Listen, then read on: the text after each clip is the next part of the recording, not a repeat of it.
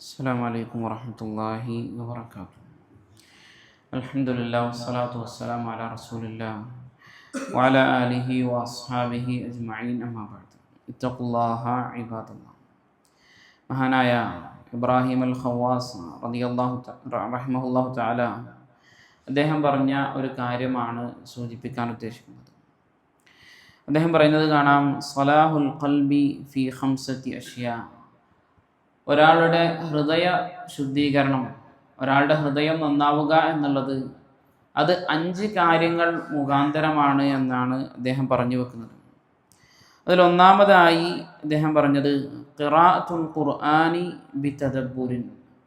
വിശുദ്ധ ഖുർആൻ ഉറ്റാലോചിച്ചുകൊണ്ട് ഒരു വ്യക്തി പാരായണം ചെയ്യുക എന്നുള്ളത് എന്ന് പറഞ്ഞാൽ അതിൻ്റെ ആയത്തുകളുടെ അർത്ഥം എന്താണ് എന്ന്, ആശയം എന്താണ് എന്നൊക്കെ ഉറ്റാലോചിച്ചുകൊണ്ട് ഒരു മനുഷ്യന് ഖുർആൻ പാരായണം ചെയ്യാൻ സാധിക്കുന്നുണ്ട് എങ്കിൽ അയാളുടെ ഹൃദയ സംസ്കരണത്തിന്, അദ്ദേഹത്തിൻ്റെ ഹൃദയം ശുദ്ധിയാകുന്നതിന് വേണ്ടി ആ ഖുർആൻ പാരായണം തന്നെ മതിയാകുന്നതാണ് എന്ന്.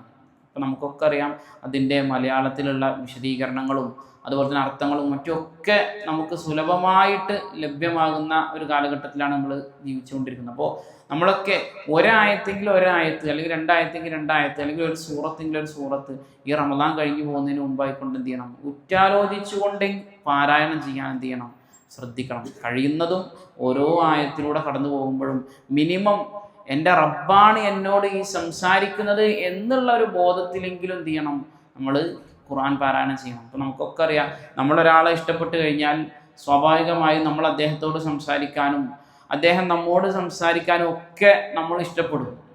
എന്നാൽ നമ്മൾ ഏറ്റവും കൂടുതൽ സ്നേഹിക്കേണ്ടത് ആരെയാണ്? അള്ളാഹു സുബ്ഹാനഹു വ തആലയാണ്. ആ അള്ളാഹു തആല സംസാരിച്ച സംസാരമാണ് പരിശുദ്ധമായ ഖുർആൻ എന്ന് പറയുന്നത്. അതുപോലെ തന്നെ അള്ളാഹുവിനോട് നമുക്ക് സംസാരിക്കാനുള്ള അവസരമാണ് നിസ്കാരം എന്ന് പറയുന്നത്. ഈ 2 അവസ്ഥയിലും നമ്മളുടെ കാഴ്ചപ്പാട് അല്ലെങ്കിൽ നമ്മളുടെ അവസ്ഥ എന്താണ് നമ്മളൊന്ന് ആലോചിച്ച് നോക്കിയാൽ നമുക്ക് മനസ്സിലാക്കാൻ പറ്റും, അള്ളാഹുവിനെയാണോ നമ്മൾ ഏറ്റവും കൂടുതൽ സ്നേഹിക്കുന്നത്, അതല്ല മറ്റാരെങ്കിലുമാണോ, അല്ലെങ്കിൽ വല്ല വസ്തുക്കളെയാണോ, അല്ലെങ്കിൽ മറ്റു വ്യക്തികളെയാണോ എന്നുള്ളത് നമുക്ക് മനസ്സിലാക്കാൻ കഴിയും. കാരണം ഒരാളെ സ്നേഹിക്കുന്നുണ്ട് എങ്കിൽ സ്വാഭാവികമാണ് അയാളോട് സംസാരിക്കാനും അയാളുടെ സംസാരം കേൾക്കാനും ഇതിനൊക്കെ എന്ത് ചെയ്യും, നമ്മൾ സമയം കണ്ടെത്തും, അതുപോലെ തന്നെ അതിനു വേണ്ടി ഇരിക്കുന്നുള്ളത്.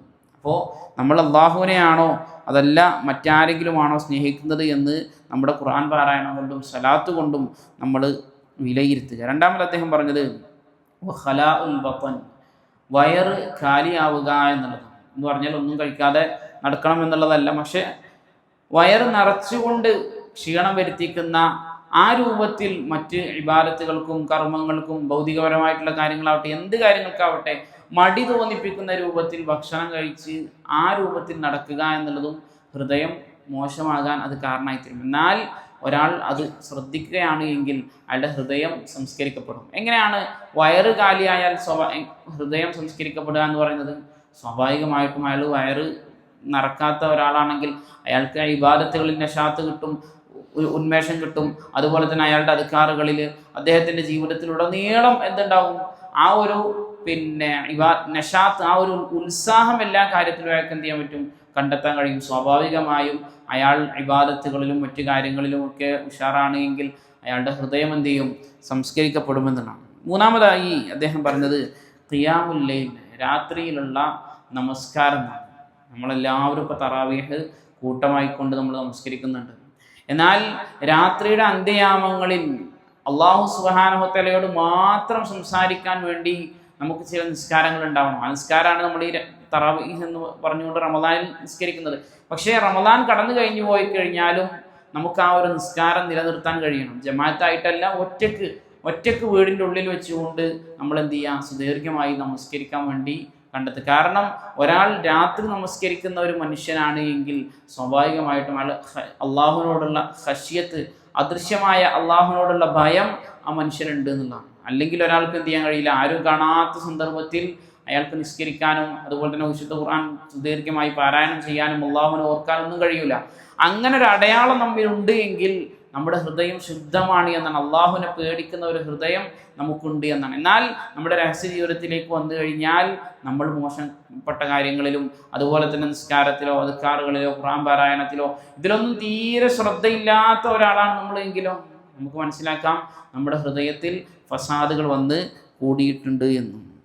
നാലാമതായി അദ്ദേഹം പറയുന്നത് വത്തളർഉ ഇൻദ സഹർ, ഒരാൾ അത്താഴ സമയത്ത് എന്ന് പറഞ്ഞാൽ രാത്രിയുടെ അവസാന സമയത്ത് ഒരാൾ അള്ളാഹുവിനോട് വിനയം കാണിക്കുക എന്നുള്ളത് എന്ന് പറഞ്ഞാൽ അള്ളാഹു സുബ്ഹാനഹു വ തആലയോട് ദുആ ചെയ്തുകൊണ്ടും അള്ളാഹുവിൻ്റെ തിന്മകൾ എനിക്ക് പുറത്തു തരണേ എന്ന് പറഞ്ഞുകൊണ്ടും അതുപോലെ തന്നെ ഞാനൊന്നുമല്ല എല്ലാം നിയന്ത്രിക്കുകയും പരിപാലിക്കുകയും എനിക്കെല്ലാം നൽകിയവനുമായ ആരോഗ്യമാവട്ടെ സൗന്ദര്യമാവട്ടെ സമ്പത്താകട്ടെ എല്ലാം എനിക്ക് നൽകിയത് അള്ളാഹുവേ നീയാണ് എന്നുള്ള ഒരു വിനയം കാണിക്കുന്ന സന്ദർഭം നമുക്ക് ആ എല്ലാ ദിവസവും കുറഞ്ഞൊരു സമയമെങ്കിലും നമ്മുടെ ജീവിതത്തിൽ ഉണ്ട് എങ്കിൽ അത് നമ്മുടെ ഹൃദയത്തിൻ്റെ ഖൽബിൻ്റെ സ്വലാഹിയത്തിന് അത് കാരണമായി തീരുന്നു.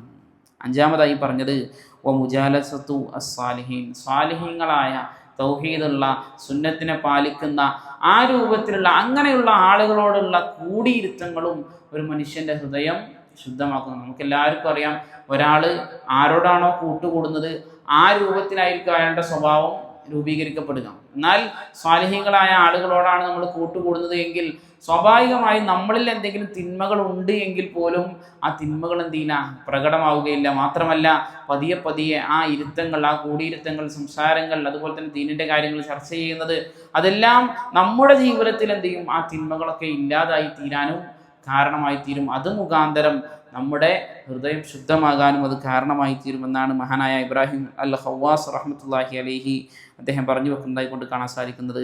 ഈ 5 കാര്യങ്ങൾ ഈ റമദാനിൽ നമുക്ക് എല്ലാ ദിവസവും ചെയ്യാൻ പറ്റുന്ന 5 കാര്യങ്ങളാണ്. വിശുദ്ധ ഖുർആൻ തദബ്ബുറോടുകൂടി ഉറ്റാലോചിച്ച് പാരായണം ചെയ്യലാവട്ടെ, അതുപോലെ തന്നെ നമ്മുടെ വയറ് അത് ഖാലിയാകുന്നതായിക്കൊള്ളട്ടെ, രാത്രി നമസ്കാരമായിക്കൊള്ളട്ടെ, അത്താഴ സമയത്തുള്ള അള്ളാഹുവിനോടുള്ള വിനയം കാണിക്കലായിക്കൊള്ളട്ടെ, സ്വാലിഹീങ്ങളായ ആളുകളോട് കൂടിയിരിക്കലായിക്കൊള്ളട്ടെ, ഈ 5 കാര്യങ്ങളും വേണമെന്ന് വെച്ചുകൊണ്ട് അത് നിയ്യത്താക്കിക്കൊണ്ട് ആ രൂപത്തിൽ ഒന്ന് പ്രാക്ടീസ് ചെയ്യട്ടെ എന്നുള്ള രൂപത്തിൽ ചെയ്യുകയാണ് എങ്കിൽ ഇൻഷാ അല്ലാഹ് നമ്മുടെ ഹൃദയങ്ങൾ സ്വലാഹിയത്ത് പ്രാപിക്കുമെന്നാണ് ഈ വാക്കിൽ നിന്ന് നമുക്ക് മനസ്സിലാക്കാൻ സാധിക്കുന്നത്. അല്ലാഹു സുബ്ഹാനഹു വ തആല കാര്യങ്ങൾ കൃത്യമായി മനസ്സിലാക്കാനും അതനുസരിച്ച് ജീവിതത്തിൽ പ്രാവർത്തികമാക്കാനും എല്ലാമുള്ള തൗഫീഖ് നമുക്ക് അവർക്കും നൽകി അനുഗ്രഹിക്കുമാറാകട്ടെ. സുബ്ഹാനകല്ലാഹുമ്മ ബിഹംദിക അഷ്ഹദു അൻ ലാ ഇലാഹ ഇല്ലാ അൻത അസ്തഗ്ഫിറുക വ അത്തൂബു ഇലൈക്. അസ്സലാമു അലൈക്കും വറഹ്മത്തുള്ളാഹി വബറകാതുഹു.